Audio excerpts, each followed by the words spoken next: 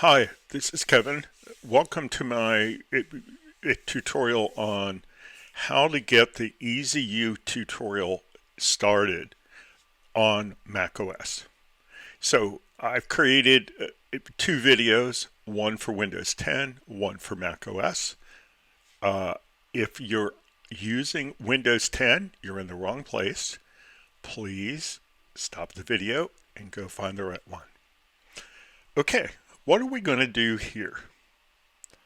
Well, the first thing that we're going to do is we're going to introduce a new tool that we didn't use when we were working on the Django Girls tutorial. It's called Sqlite Studio, and it is a tool for sort of a database administration tool for the lightweight SQL database called Sqlite, or as most people call it, SQLite. And that's the database we're going to be using with Django. It's a great one to use while you're developing your application. You don't really need to use another database until you deploy. Okay. So why are we going to use this tool? Well, it's really good at peeking at the database and seeing what's in it. Okay, and we're going to use that quite a bit throughout the course. Okay, so we're going to download it, install it, and we're going to take a tour of how to use it. Okay, the second thing that we're going to do is we're going to create a virtual environment that we're going to use for all the assignments that we do with EZU. The third thing we're going to do is we're going to establish the EZU project. So we're going to create the directory structure with proper naming and all that kind of stuff, and then we're going to configure it using Pycharm. The next thing that we're going to do is we're going to use manage.py in order to create a tester super user for our EZU project. And then the very last thing that we're going to do is we're going to use Sqlite Studio to find that tester super user that we just created within our EZU project. All right, so let's get started. We're working here in a macOS virtual machine. I use these even though I'm working on a Mac, such that when I do the tutorials, I'm working in a kind of a sparser environment where I haven't accidentally pre-installed things. So it's good. It's a way to create an environment that is the most like where you will be when you start. Okay. So download Sqlite Studio. Well, let's just use Safari to find that. So I'm going to open Safari, and I'm going to do a search. Say we want to search for Sqlite Studio. Okay, and we found it. So let's open that up. And there's a download button right here. So let's click that, download. And it wants to know if it's allowed to download. I'll say yes. Okay. And it looks like it's already downloaded. So I'll close my browser and open up my Finder and go to Downloads. And there it is, Sqlite Studio. And one of the nice things is it has a proper installer, a DMG installer. So let's highlight and double click that. And it's going to do a little computing. and it's going to pop up a window with the program in it. Now, as of right now, the program is not in your applications folder. So what I do here is I just take the little folder that pops up, and I click and drag that icon over and put it on applications. Okay, and if we go into applications now, we should find Sqlite Studio. Now, as is typical for third-party programs that you install on your machine, they sometimes have a problem starting up the first time. So if you double-click on the name of the program, Sqlite Studio, it's going to say that it can't open it because it's from another developer. So cancel that. Instead, click on the program for Sqlite Studio and pick Open. Okay, and it gives you the same complaint, but now it has an Open button. So click Open, and it will open. And typically that's the only time you'll have to do that. You choose your language. I'm going to choose American English because that's what I speak and read. Okay, and now it's going to open it, and I'm going to close the other programs that I have here. All right, so let's get this looking okay. So, how do you get started with this? Well, every database that you're going to administer with this tool, you need to set up a link to it in this left kind of navigation panel.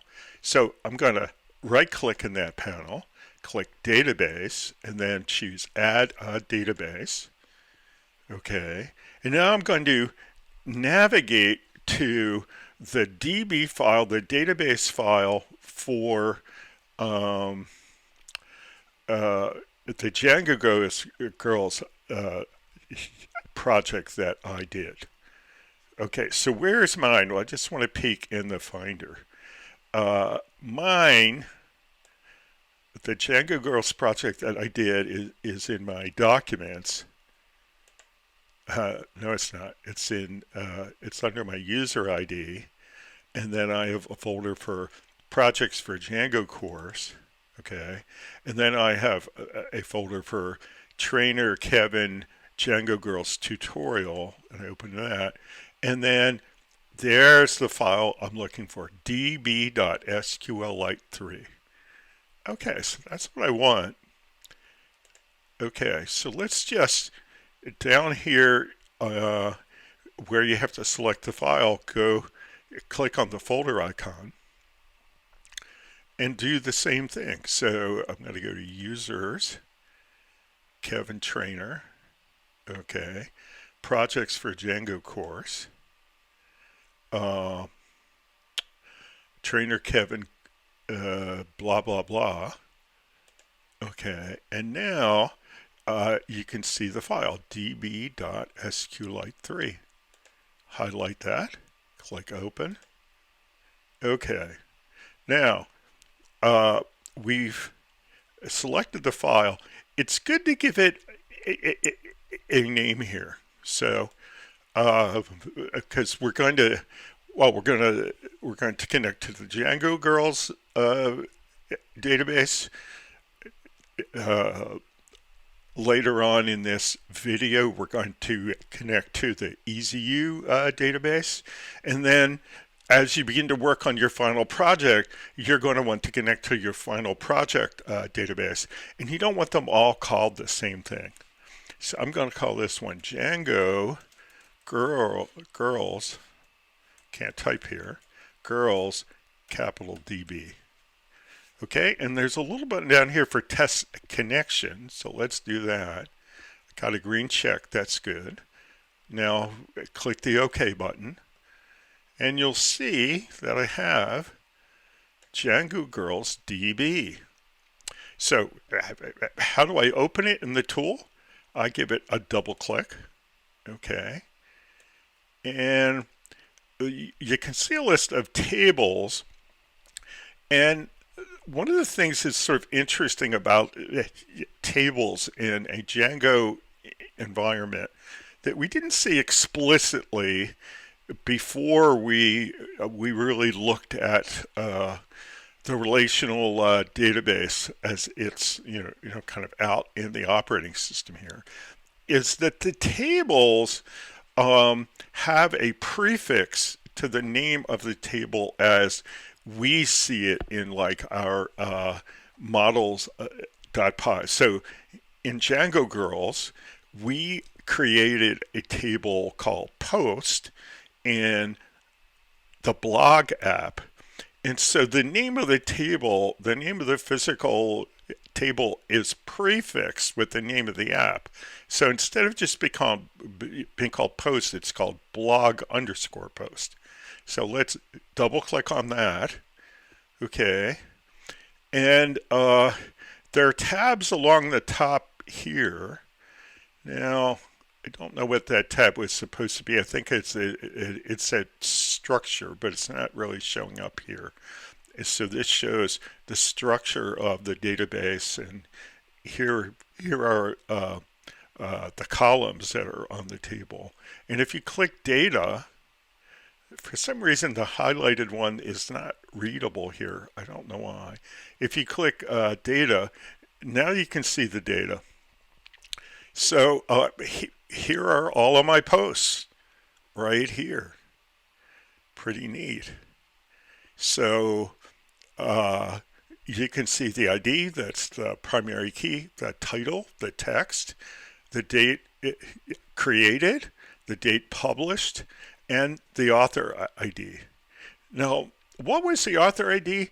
The author ID was the primary key of the user who created the post. Okay. Well, this is a foreign key, if you know relational databases. But it's a foreign key to what table? Well, let's go look at the table that it's a foreign key into. Okay.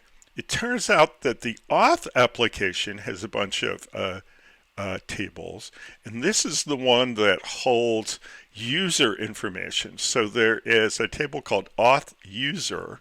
Let's double click on that.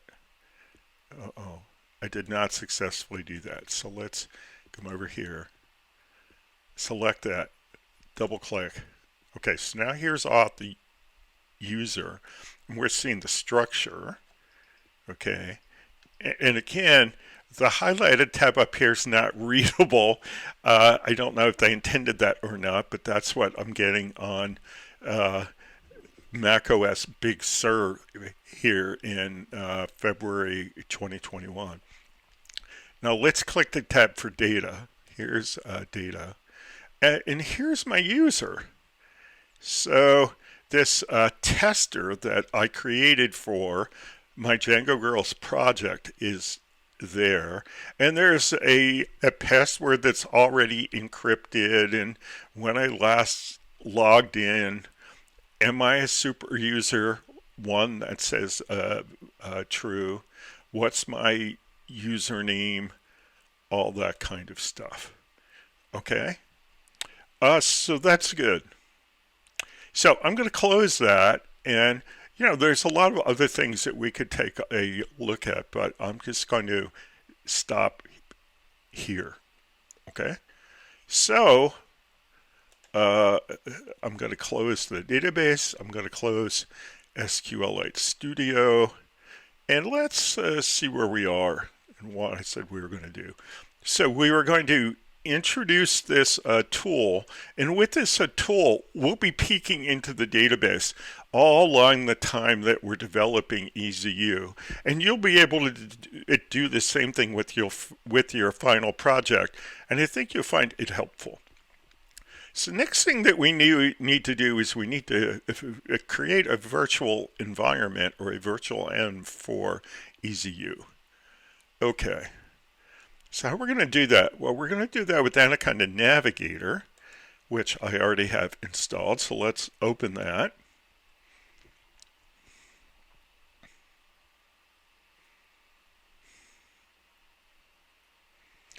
And Anaconda Navigator's not real fast to open up. Okay, come over here to the left and click on Environments. And I already have an E4 EZU here. Well, I don't want that because I want to create one. So let's see what happens if I just say I want to get rid of it. Okay, so I selected it. Okay, and let me go down here and say I want to remove it. Do I want to remove it? Yes, I do. And it says it's removing the environment. I don't think I've tested this a lot, but I think it should work okay. And now E4 EZU is gone. Okay, so in the middle panel here, again, down at the bottom left, click on Create. And we're going to call this E4 underscore EZU, all lowercase, E4 EZU. Okay. In the current semester, the version of Python that we're using is Python 3.8. Whatever 3.8 version of Python, it's going to be fine. We're not using R, so we're going to leave that off, and we're going to click Create. Now, down here in the lower right, you can see it creating it, and you can also see where it's putting it. Now, I think when I installed this version of Anaconda Navigator, I told it to install it for all the users. And so if we, let's click off of EZU and click onto base. I'm sorry, let's click onto base. Okay, and when we click onto E4 EZU again, you'll see where it gets stored here. That's how you can find it if you forget where your virtual environments are stored.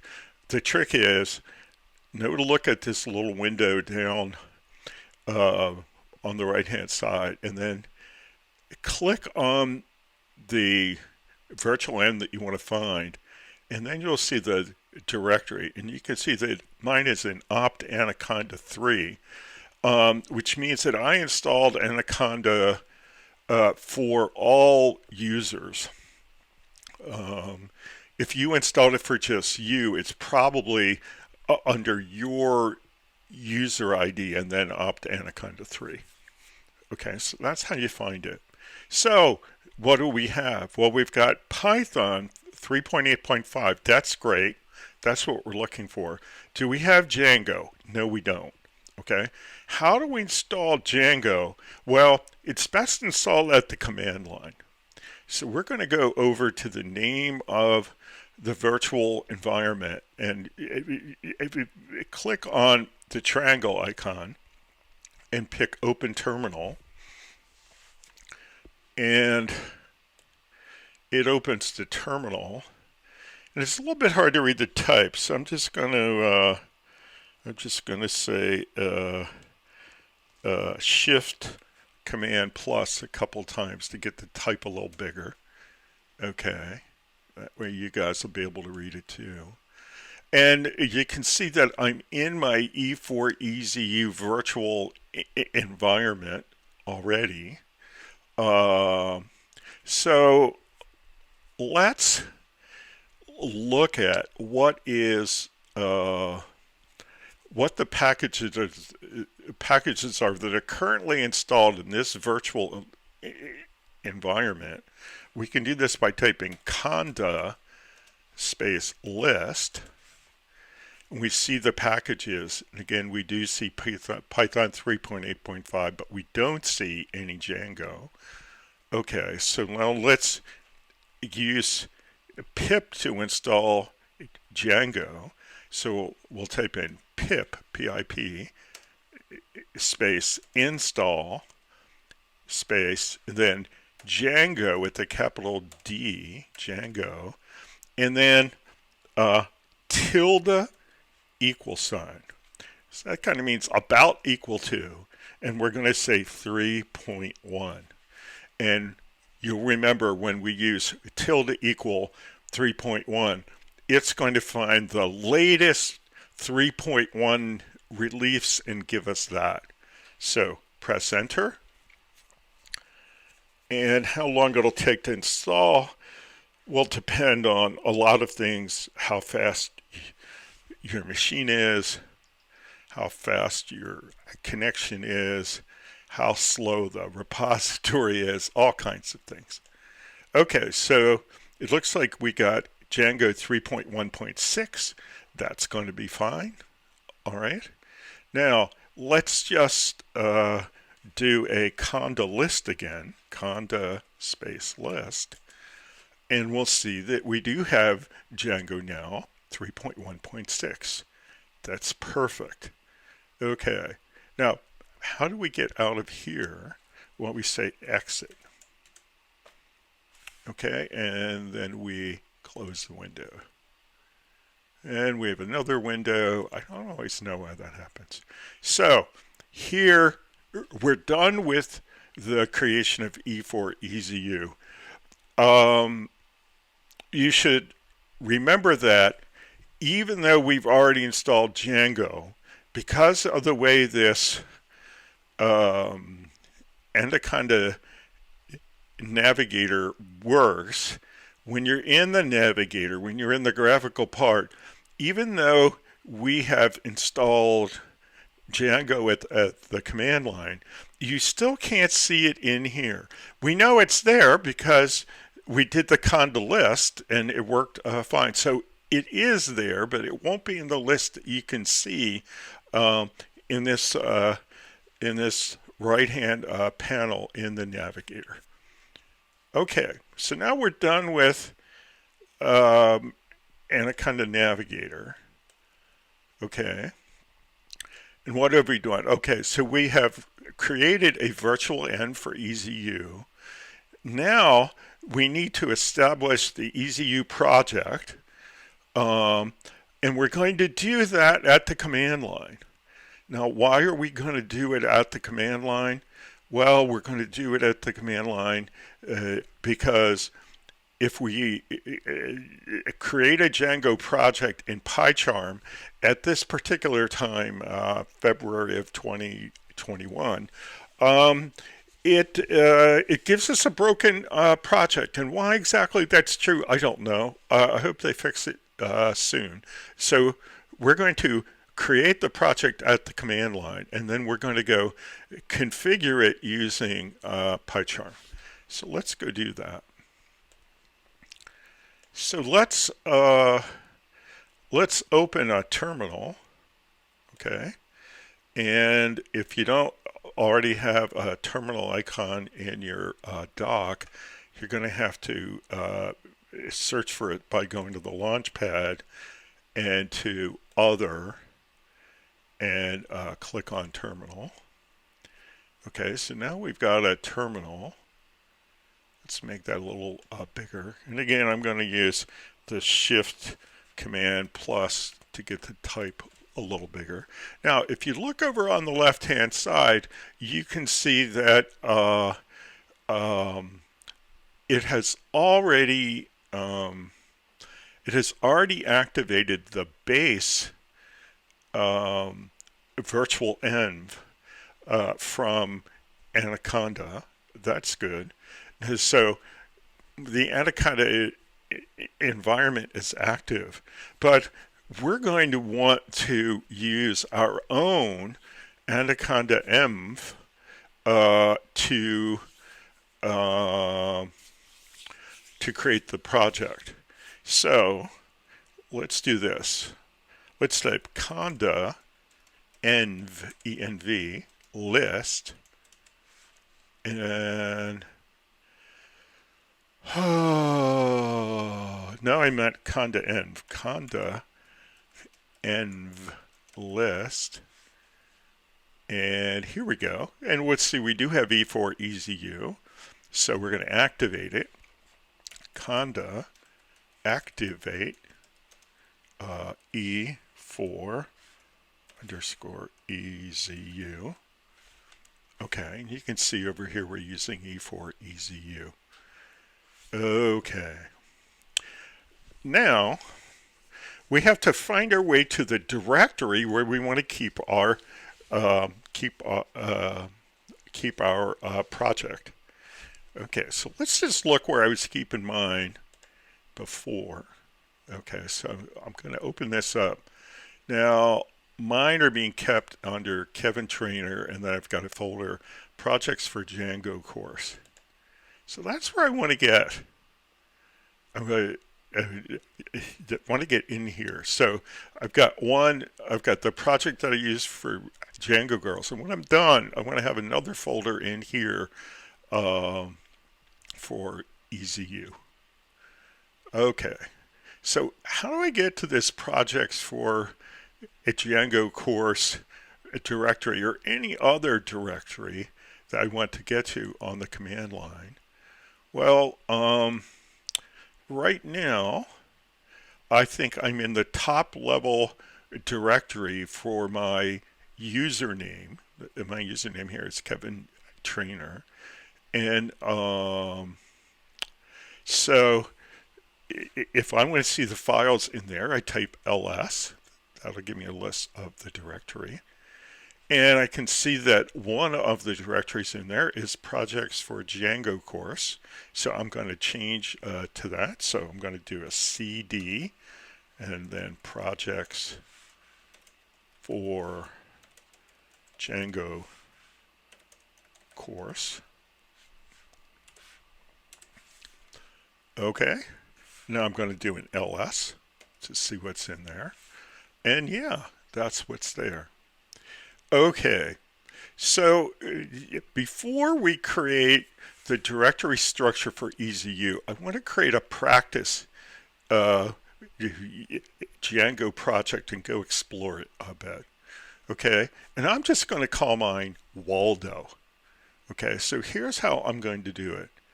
I'm going to type Django admin space start project, all one word, project, all one word, space, and then the name of the project, Waldo.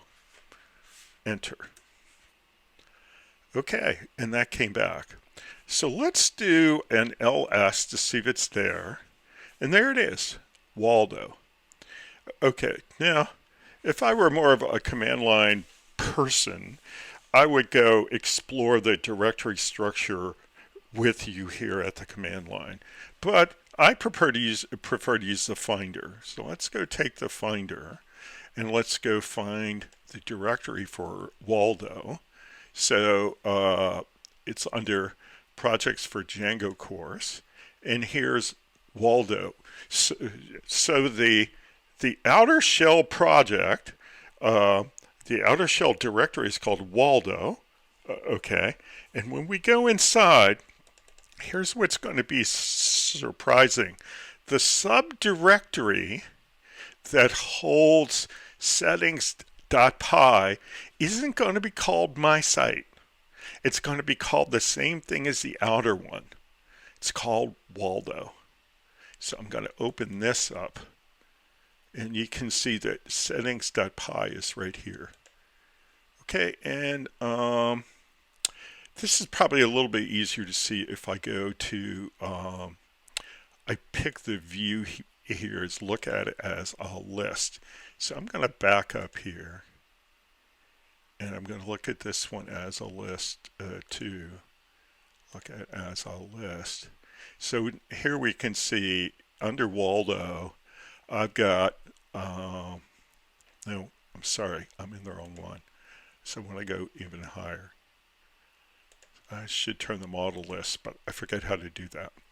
Okay, so now we've got the Waldo, that's the project, okay, and then inside of it, I've got, right now I've only got manage.py because I don't have any apps right? When I have an app, I'll have another directory on that top level under the project, okay?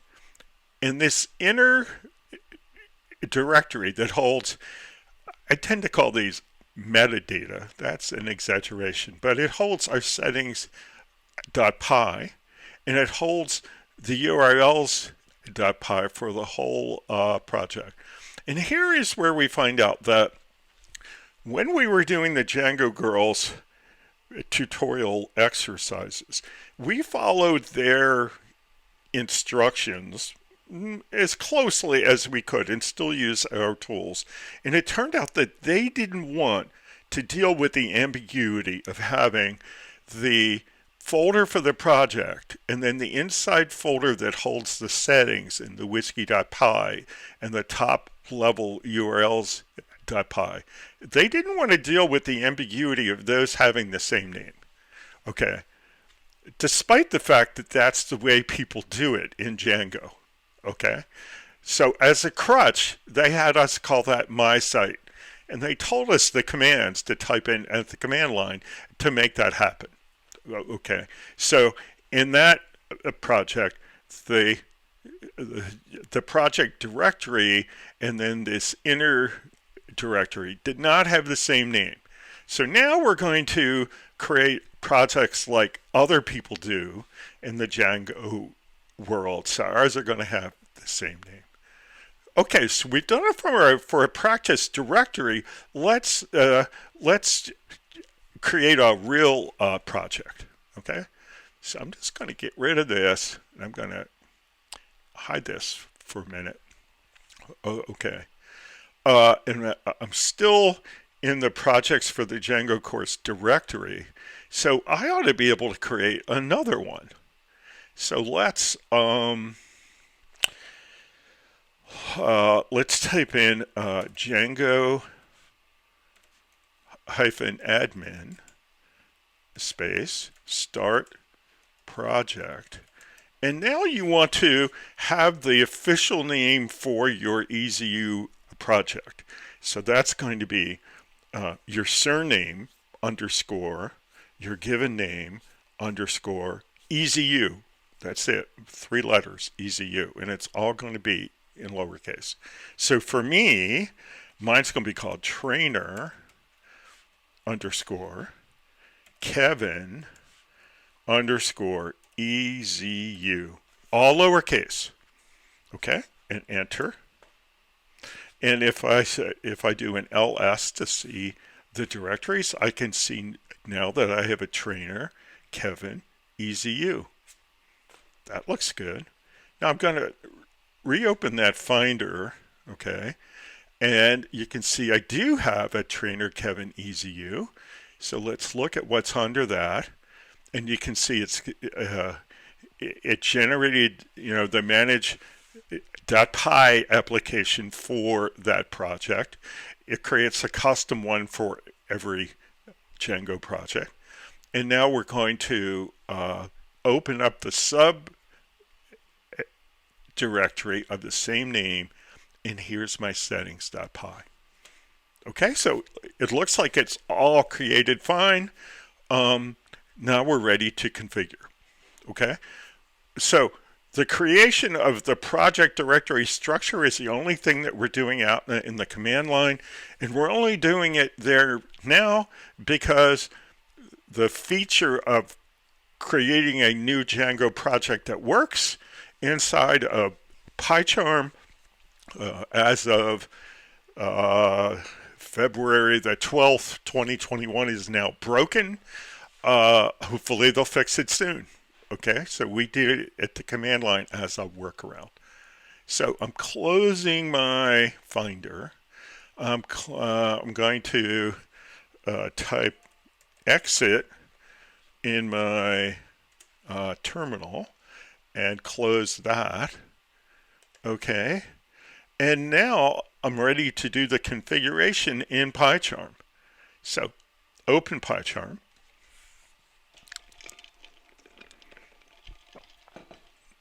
And here it comes.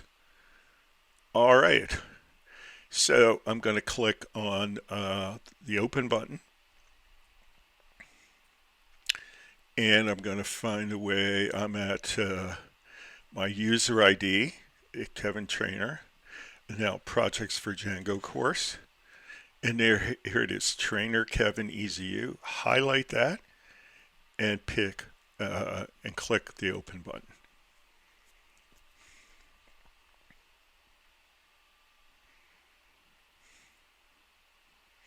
All right, so this looks pretty good, right?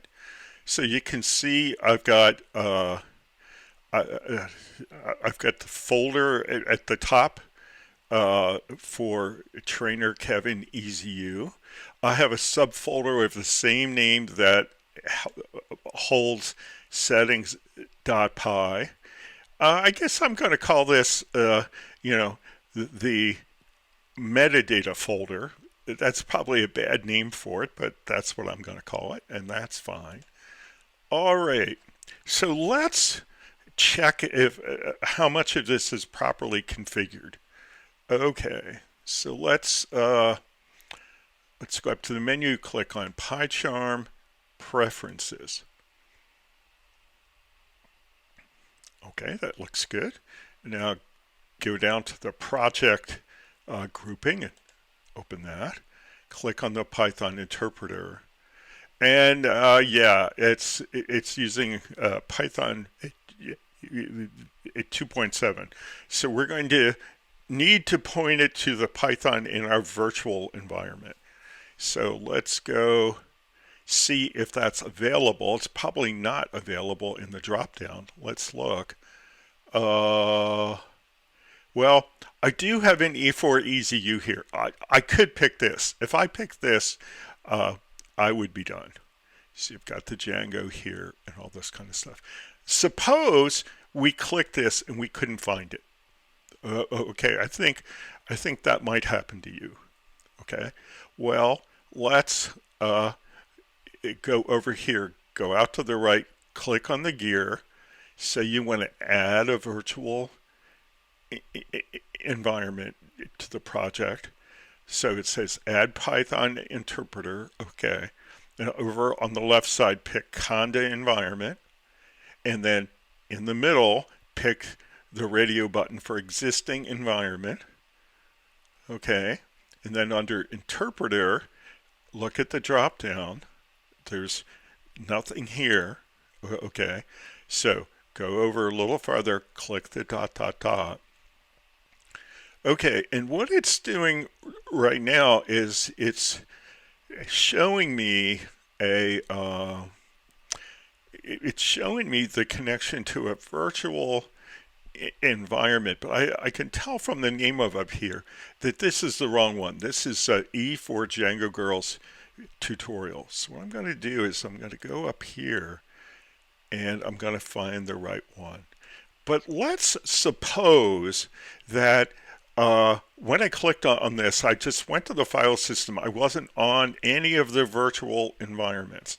Well, then you need to find your way to where the virtual environments are stored. And I showed you a trick while we were looking at Anaconda Navigator to find the directory where your virtual environments are stored. So for me, the way I've installed it here, mine are in the operating system.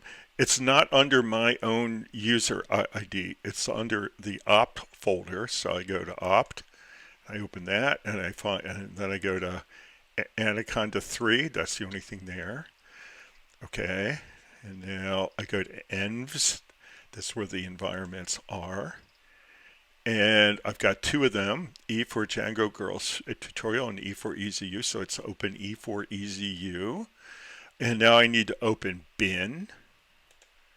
Okay, and now within bin, I need to find my way down to the shortcut file that points at Python. And the best one to pick here is this file that's just called Python. So highlight that and click OK. All right, and then I think the polite thing to do to yourself is also check the box when you come back, make available to all projects, because you might want to use this for some kind of test project or something that you're using. And now come down here on the bottom right and click OK. Now, are we done? No, we're not done. But you can see that we got the right virtual env with Django 3.1.6 and Python 3.8.5. That's what we wanted. We're not done because we need to make sure that the languages and frameworks part is properly configured. So go down here under languages and frameworks and open that, and then click on Django. And it looks like this is properly configured to me. Okay, how do I know?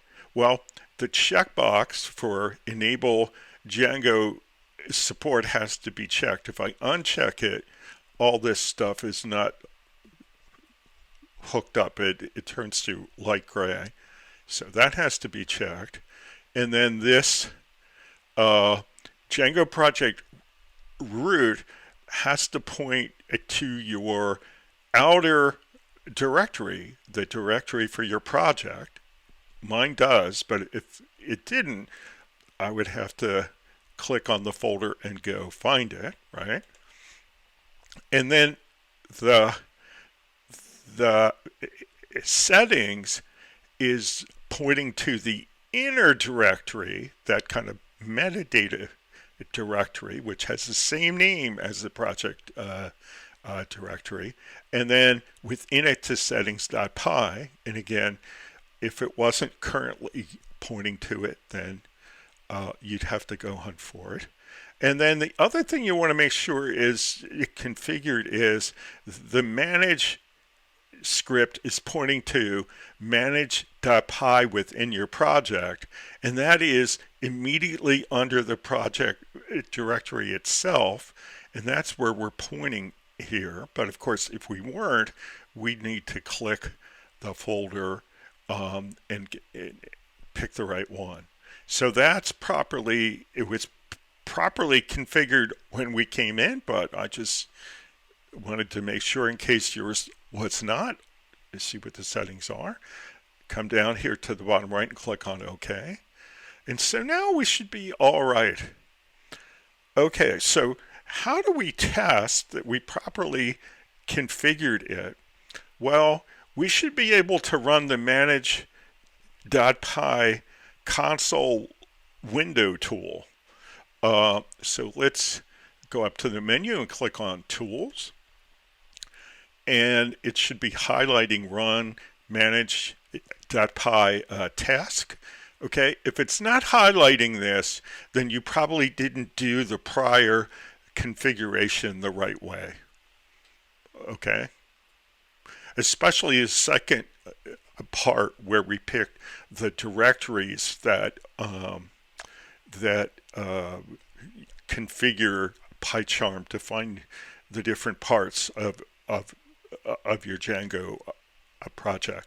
But of course, we did configure it the right way, so I can click on Run Manage.py task, and it'll run it, and here it is down here. We shouldn't see any errors if we've done everything the right way. And we ought to be able to click on Run Server, R-U-N Server, okay, and enter, and it gives you options, enter again, and you can see that we've got the,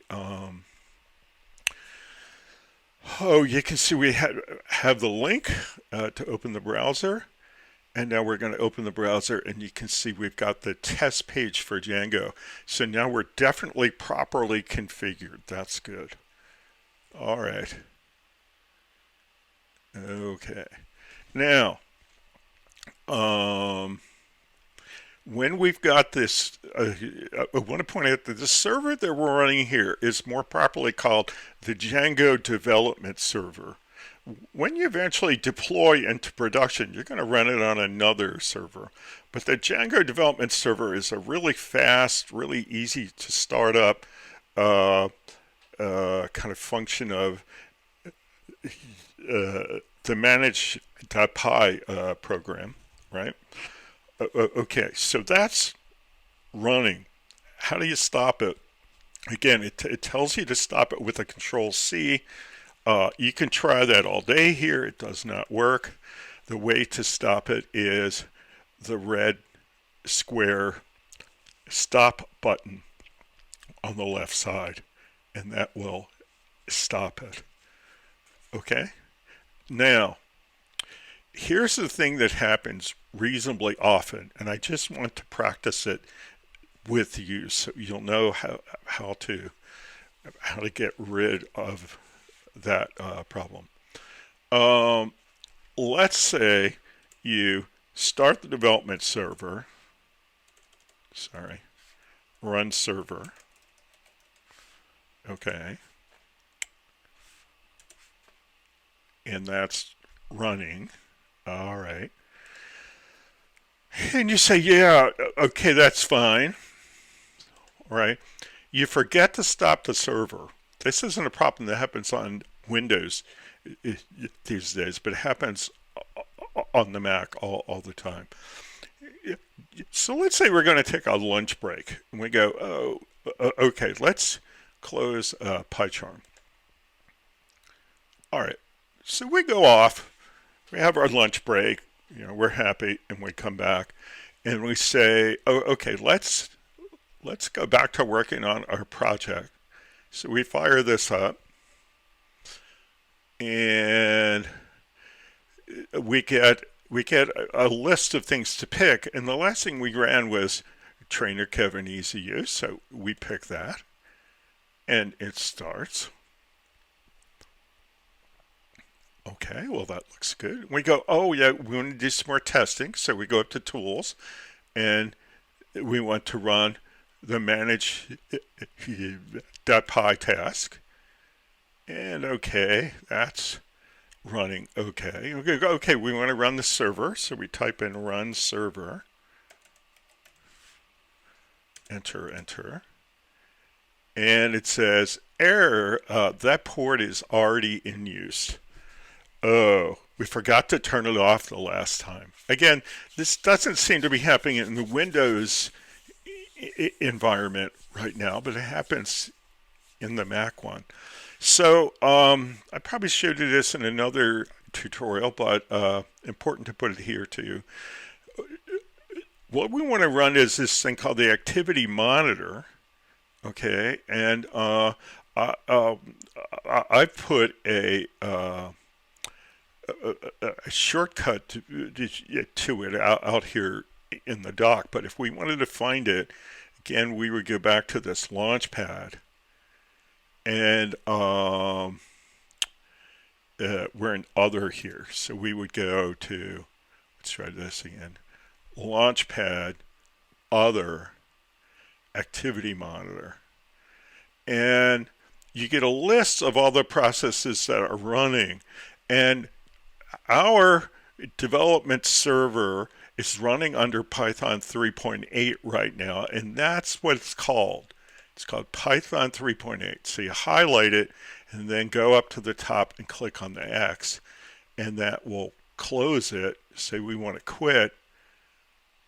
Okay, and that'll blink off in a second. It's gone. All right. And now down here, when we say we want to run the server,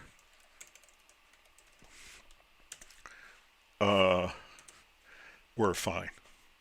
It runs the server. We can open this. Now, I also want to show you, let's stop the server and close that tool. If for some reason you can't get that tool to work, you can work at the terminal. So to do that, to get a terminal console, go down the bottom and click on the terminal tab, and it will open it.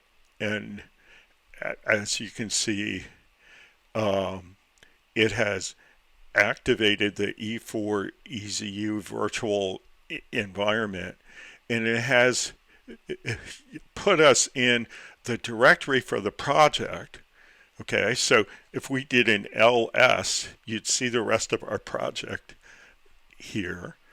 And if we want to run manage.py directly at the console, we can type Python space manage.py space, and then, for instance, run server. So anything we can do in that special manage.py console, which I'm going to be using in all of the videos that I do, if for some reason that breaks or you don't prefer to use it, you can actually do it in a terminal window instead of being able to, in that special manage.py tool, you are able to just type in the commands for manage.py. Here, you have to type the whole command line explicitly, but of course, when you press enter, it will run that. Okay, and if we open that up, we'll be fine. Okay, so that's the other way to get access to manage .py and anything else that you would like to do inside of a command line terminal window. It can be done right here. And to stop the server here, you really do use Control-C. Okay, and to close it, we type exit, and it's gone. All right, so we did all of that. So let's close Pycharm and take stock of where we are. Okay. We have established the EZU project. This is a project that you're going to be using throughout the semester. Okay, what's left now? Well, we want to create the tester super user with manage.py. Oh, well, we should have left a Pycharm open for that. Well, it's kind of open. So I'm going to go back in. I'm going to open the manage.py console. Okay. And I can just type in create create super user.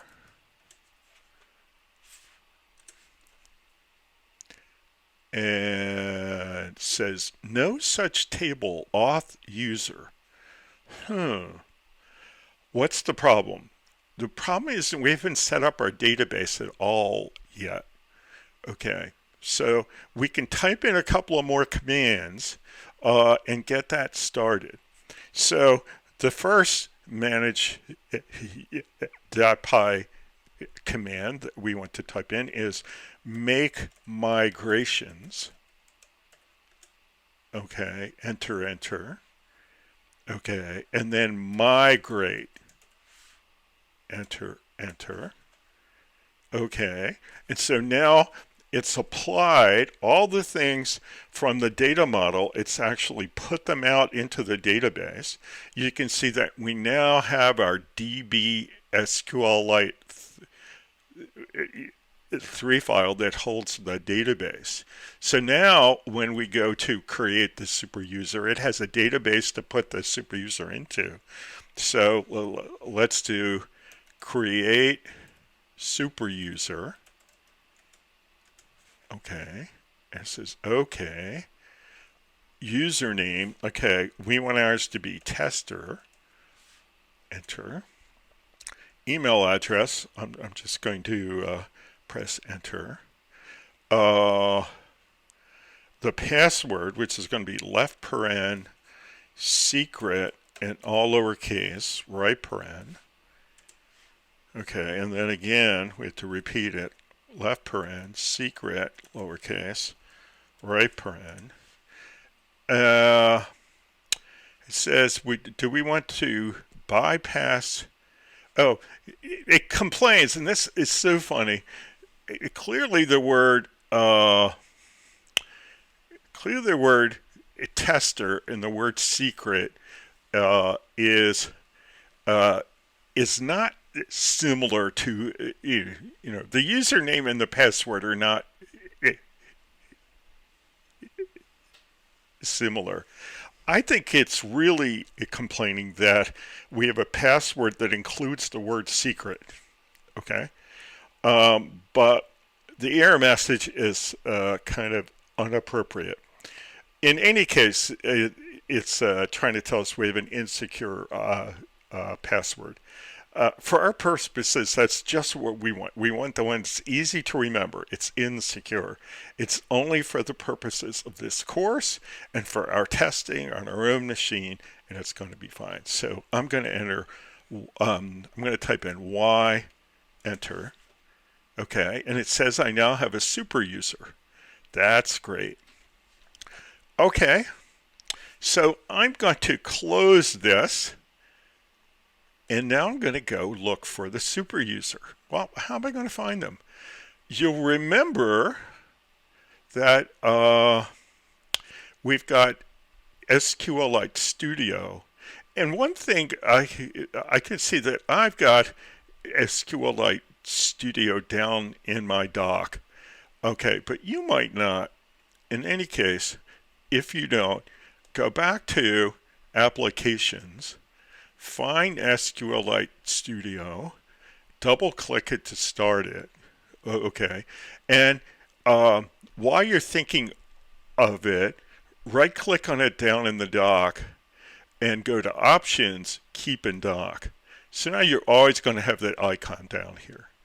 Okay, so let's come up here and let's see. We've got the Django Girls DB, but we don't have the EZU DB, so let's right-click, Database, add a database, and now we're going to come down under File and click on the folder icon, and we're just going to go find it. So this one is still pointing to where Django Girls is. That's not where we want it. So let's find our way to the EZU project. So it's under my user ID, and then projects for Django course, and then trainer Kevin EZU. Okay, and for this, I don't want to point to the project, but to the db.sqlite3 file that's in it. Okay, and now we click on Open. Okay, so now it found it. Now we want to change the name. We want to call this EZU DB, and we can click on the button for test connection. And we got a green check. That's good. So let's click on OK. Okay, so now we have an EZU DB. Double click it, and now you can see all of the tables. So we haven't created any tables in our EZU app. So all of the tables that are in the databases are from built-in apps. So we've got the built-in app auth, okay, and you'll remember from earlier to find users, you can go to auth user, double click on that. Okay, and up in the tabs, we're on the structure tab, but you can't read it, oddly enough.